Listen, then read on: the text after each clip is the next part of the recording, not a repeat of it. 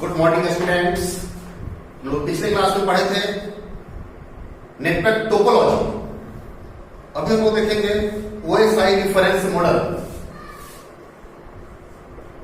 OSI reference model. OSI stands for open system interconnection. OSI stands for open system interconnection.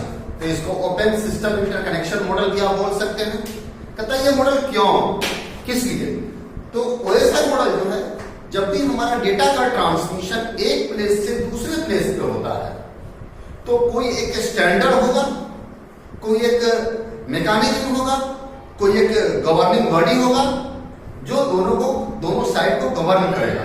वही govern करने वाला कौन है? हमारा ओएसआई रेफरेंस मॉडल। इसके प्रोटोकॉल बोल सकते हैं, रूल्स बोल सकते हो। तो कहा जाता है कि the OSI model was developed to standardize the procedure for exchange of information between processing systems. मतलब अगर दो कम्युनिकेशन को दो प्लेस पे ये इसको डेटा भेजना है तो यहां भी ओएसआई रेफरेंस मॉडल को ये प्रोसीड्यूर को फॉलो करेगा और ये भी ओएसआई रेफरेंस मॉडल को प्रोसीड्यूर को ओएसआई रेफरेंस मॉडल के प्रोसीड्यूर को फॉलो करेगा। तो the OSI is communications reference model that has been defined by the international standard organization. This is called ISO. ISO stands for international standard organization. It is a 7 layer model. ये जो OSI reference model है इसमें कितना layer है हमेशा याद रखेंगे। It is a 7 layer reference model. इसमें 7 लेयर है और सातों लेयर का अपना अपना एक फंक्शन है और मेन यही सातों लेयर हमको इसमें सीखनी है। कौन कौन सा लेयर है वो हम सबसे पहले आपको अभी क्लियर कर दें। 7 layers of OSI reference model. ठीक, तो यहाँ पे जो सातों लेयर है वह सबसे पहले यहाँ पर जो 7 लेयर है उस सातों लेयर में सबसे पहले फिजिकल लेयर होता है। लिखा जाता है ऊपर से नीचे, लिखा जाता है ऊपर से नीचे की तरफ पढ़ा जाता है, नीचे से ऊपर की तरफ। हमेशा याद रखिएगा। जैसे हम लिख रहे हैं, सबसे पहले लिखे एप्लीकेशन, लिखे लीजिए लेयर नंबर 7। लेयर नंबर, इसको अगर हम लेयर नंबर लिखते हैं, लेयर नंबर, तो एप्लीकेशन लेयर जो है वो लेयर नंबर 7 है। Then presentation, presentation layer, layer number 6। Then session layer, this is the layer number 5। Then transport layer, this is layer number 4।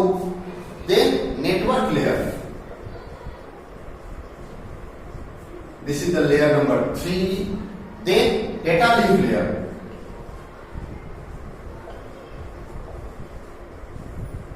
this is the layer number 2 or then physical layer, this is the layer number 1. मतलब हमने लिखा ऊपर से नीचे की तरफ लेकिन पढ़ा जाता है, लिखे ऊपर से नीचे की तरफ फिर पढ़ा जाता है नीचे से ऊपर की तरफ। This is the physical layer, पहला लेयर। दूसरा लेयर डाटा लिंक लेयर, तीसरा लेयर नेटवर्क लेयर, चौथा लेयर ट्रांसपोर्ट लेयर, देन 5वां लेयर सेशन लेयर, 7वां लेयर, 6ठा लेयर प्रेजेंटेशन लेयर और 7वां लेयर एप्लीकेशन लेयर।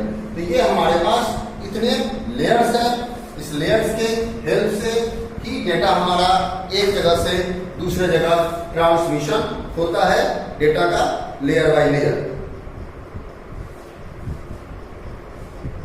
कोई कंफ्यूजन इसमें नहीं होना चाहिए।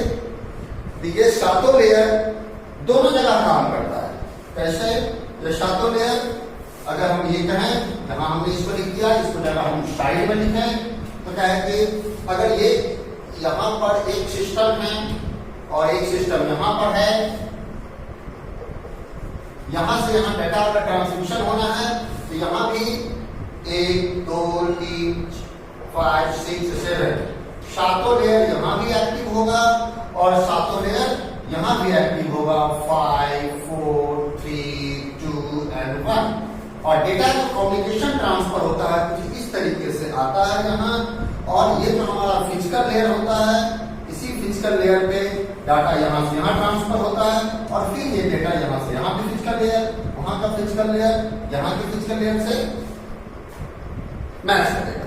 ठीक,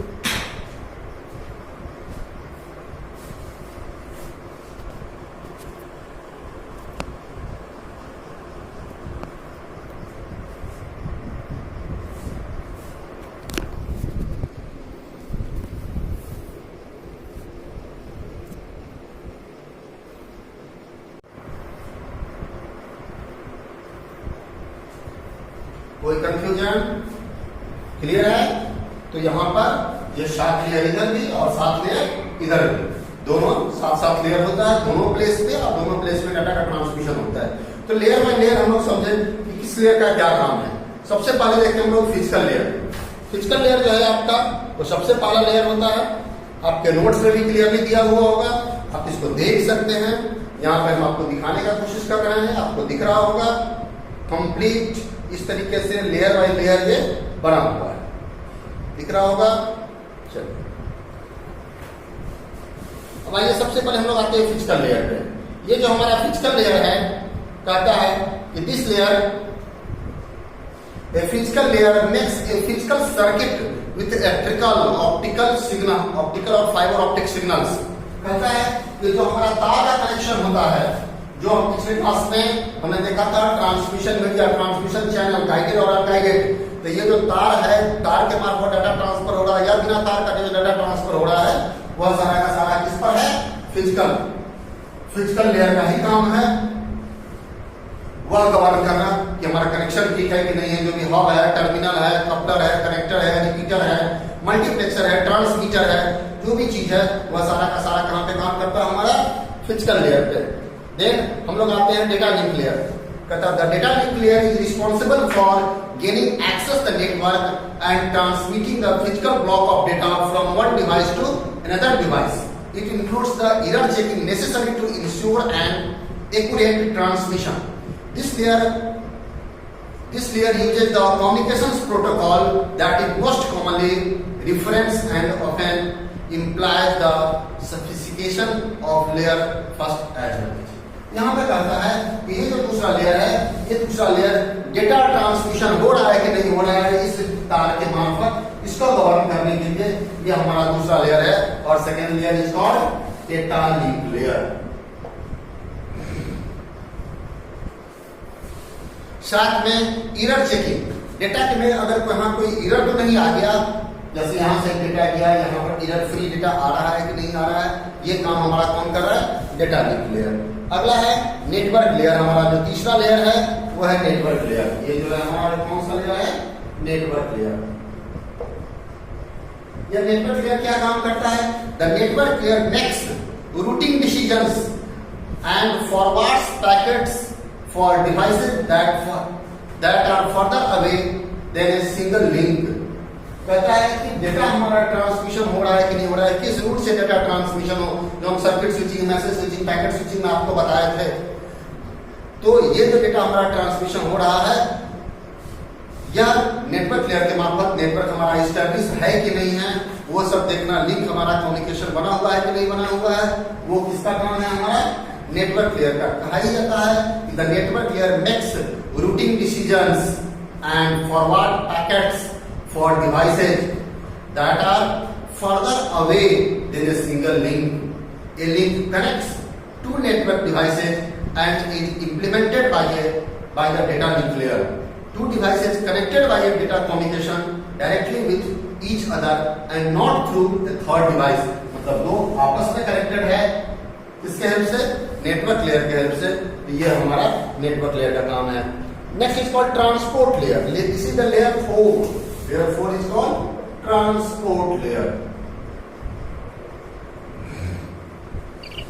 ये जो हमारा ट्रांसपोर्ट लेयर है, this layer is responsible for converting message into structure required for transmission over the network. हम जो यूज कर रहे हैं, हम लोग तो अपने हिसाब से यूज करते हैं डेटा को, वर्ड का, एक्सेल का, अपने हिसाब से। लेकिन डेटा जिस मीडियम में जा रहा है, डेटा जिस रूप से जाना चाहिए, जो जिस फॉर्मेट में डेटा हमारा जाना चाहिए इंटरनली कम्युनिकेशन के लिए, वो कौन सा काम करता है? हमारा ट्रांसपोर्ट लेयर। ट्रांसपोर्टिंग का काम नाम ही है। High level of error recovery, साथ में high level of error recovery का भी काम करता है। This layer ensure that packets guided in there, this layer ensure that packets are delivered error free। जो भी हमारा पैकेट्स बाय पैकेट जो डेटा ट्रांसफर होता है वो सारा का सारा एरर फ्री ट्रांसमिशन हो, या सारा का सारा काम किसका है, इस लेयर का काम है। नेक्स्ट जो हमारा लेयर नंबर 5 है, इस called session layer. Session layer क्या करता है, जो पूरा का पूरा डेटा है, layer 5 is the session layer. पूरा का पूरा जो हमारा डेटा है वह सेशन बाय सेशन, जैसे ज्यादा अकाउंट का डेटा है वह सेशन बाय सेशन ट्रांसमिशन होता है। तो पूरे डेटा को पहले सेशन में तोड़ दिया जाता है और session bye session data transmission होता है। This is called layer 5। Layer 5 establish and terminates the sessions. Session को यहाँ पर टर्मिनेट करना और यहाँ पर एस्टैब्लिश करना। Queues and incoming message are responsible for recovering from abnormally terminated sessions. This layer allows applications on separate computers to share a connection called a session। मतलब session bye session ये connection का काम करता है हमारा कौन, layer number 5। उससे आगे हम लोग बढ़ते हैं तो हमारा है प्रेजेंटेशन लेयर। ये हमारा प्रेजेंटेशन लेयर जो है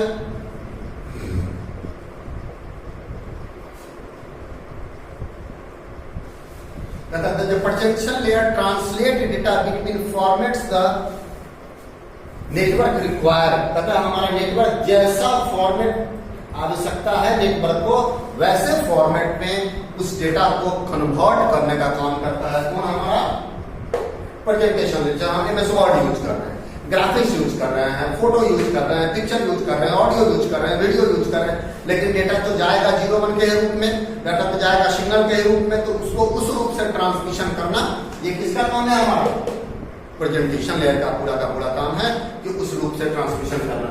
और last one is application layer. हम जो एप्लीकेशन को यूज करते हैं, हम जिस ऐप को यूज करते हैं, इस ऐप ये हमारा कौन है, एप्लीकेशन लेयर पे ही हम लोग काम करते हैं। हम लोग जैसे एमएस वर्ड का डाटा है, यहाँ से एमएस वर्ड का डाटा उठ के यहाँ जाना है, तो यहाँ पर एमएस वर्ड वो आ गया एप्लीकेशन लेयर पे। उस एमएस वर्ड के डेटा को इंटरनल फॉर्मेट में कन्वर्ट करना प्रेजेंटेशन लेयर का काम। सेशन लेयर अगर ज्यादा बड़ा डेटा है तो उसको सेशन बाय सेशन तोड़ना। ट्रांसपोर्ट लेयर देखना है भाई ट्रांसपोर्टेशन में ठीक ठाक तो वो पैकेट्स के रूप में ट्रांसमिशन हो रहा है कि नहीं हो रहा है। फिर नेटवर्क लेयर, दोनों के बीच में नेटवर्क एस्टैब्लिश हुआ कि नहीं हुआ। और physical layer, then data link layer, data का लिंकिंग बनाना। और लास्ट फिजिकल लेयर जो कि फिजिकली डिवाइस के मार्फत डेटा ट्रांसमिशन करना। फिर जो काम यहाँ सातों लेयर करता है, जस्ट अपोजिट वर्क यहाँ भी सातों लेयर करता है। और ये हमारा जो है वो सातों का सातों लेयर जो है यहाँ हमारा इसका OSI डिफरेंस मॉडल। तो हमको क्या ध्यान रखना है, OSI difference model. OSI difference model में कितना लेयर, 7 लेयर। सातों लेयर जो है हमारा एक साथ मिलकर काम करता है। ऐसा नहीं कि एक लेयर काम कर रहा है दूसरा लेयर नहीं काम कर रहा है, ऐसा कभी नहीं है। सातों का सातों लेयर हमारा एक साथ काम करता है। एक साथ जब भी डेटा का ट्रांसमिशन होगा तो सातों का सातों लेयर एक्शन में आता है, भेजते समय भी, और सातों का सातों लेयर रिसीविंग करते समय भी सातों का सातों लेयर ये एक्शन में आता है। तो आपको बस इतना ही ध्यान रखना है कि सातों लेयर आपको एग्जामिनेशन में आता है। बस OSI डिफरेंस मॉडल क्या है, OSI डिफरेंस मॉडल हमने आपको शुरू में ही बताया है। OSI डिफरेंस मॉडल ISO के द्वारा डिफाइन किया हुआ एक 7 लेयर का मॉडल है।